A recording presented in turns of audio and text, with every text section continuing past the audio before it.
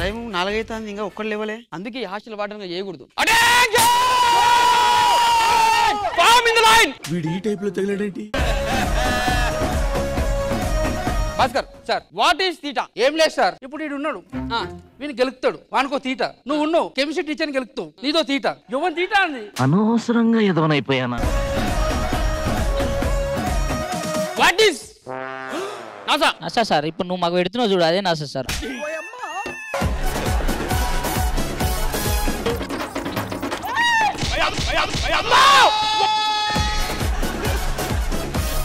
పరిచి సార్ పెద్దగిన తర్వాత ఏమైతావు? నిద్ర పోతా సార్. ఎందుకు? అంటే అప్పుడు నిద్ర వస్తాయి కదా సార్. ఫ్యూచర్ లో ఏమైదాం అనుకుంటున్నావు? నేనేం కాను సార్, ఎందుకంటే నాకు ఫ్యూచర్ లేదని చెప్పినా కదా సార్.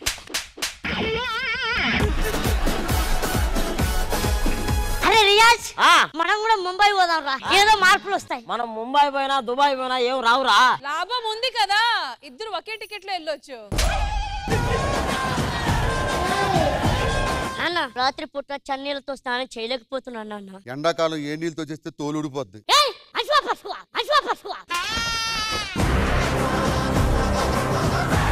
రోజుకి నాకు 100 ఫోన్లు రియాజ్ నీ పెళ్ళెప్పుడు టార్చర్ పెడతా ఉన్నారు. నాకు గంటకు 100 ఫోన్లు వస్తున్నాయి. రియాజ్ గారికి పెళ్లి చేయాలి, నంబర్ చెప్పండి అని. ఇమ్మంటా వాళ్ళకి? నీకు దండం పెడతాన్రా. ఇదేరా నా బిజినెస్, రామ్ ప్రసాద్ స్క్రాప్ కొట్టు. రామ్ ప్రసాద్ స్క్రాపా? ఏంటి బ్రో అంత మాట అన్నావు?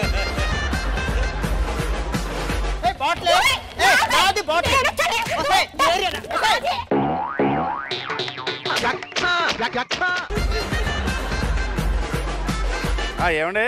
ఏంటండి? మాది రాత్రి మనసు విరిగిపోయింది, 2 కోళ్లు మిగిలాయి. నువ్వు సామాన్యుడు కాదురా. మంచాలు ఇరిగిందండి. రాత్రి ఐపీఎల్ మ్యాచ్ జరుగుతుంది కదా, వాళ్ళ బ్యాటింగ్ చూసి విపరీతంగా ఎంజాయ్ చేశానండి, అంతే ఇరిగిపోయింది. ఇంకేం తెచ్చావా? తెచ్చానండి. ఇదిగో ఈ సాపోత సిరిగిపోయింది చూడండి. ఆటగాడు, మావాళ్ళ ఆటగాడు కాదు. ఇది IPL DPL Dorababu premier league లో ఉంది ఇది? లేదండి, ఐపీఎల్ మ్యాచ్ డైలీ చూస్తాను నేను. నాకు బ్యాట్స్మెన్ అంటే ఇష్టం. ఎలా దొరబాబు ఎలా? దొరబాబు గారు, ఐపీఎల్ ఈ క్రికెట్ మ్యాచ్ గ్యాప్లు వస్తాయి కదా, అవును, అప్పుడేం చేస్తారు? BPL, Bangladesh premier league. Khushbu గారు చూడండి ఎంత మంచి వాళ్ళు. వాళ్ళ ఆయన నిన్న 10 పట్టు చీరలు కొనిచ్చారంట. నాకు అలాంటి అందమైన భార్య దొరకలే గాని పట్టు చీరలు అంటే పట్టు చీర ఫ్యాక్టరీయే కొంటా తెలుసా?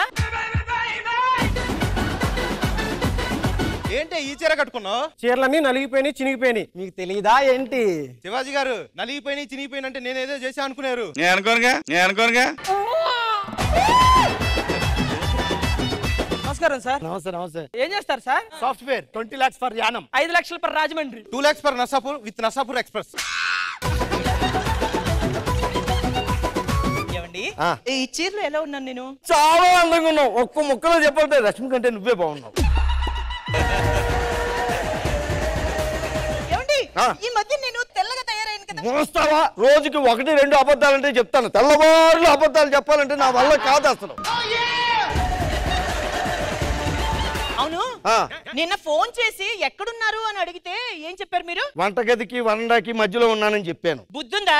ఇంట్లో ఉన్నానని చెప్పొచ్చుగా. వస్తే మొద్దు మొహమా, ల్యాండ్ లైన్ కి ఫోన్ చేసి ఎవరన్నా అడుగుతాడు అసలు?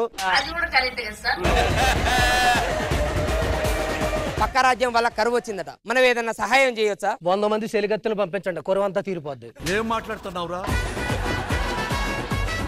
మహామంత్రి, మన పావురంతో పక్క రాజ్యం వాళ్ళు సందేశం పంపారట, అందిందా? సందేశం కోసం పంపారా? కూర కోసం ఏమనుకుని వండుకుని తినేసా. పావురాన్ని కాలుకున్న ఆ లేఖనన్నా చదవలేదా? అది మసాలా ప్యాకెట్ నా కూరలోనే పడదొబ్బాను.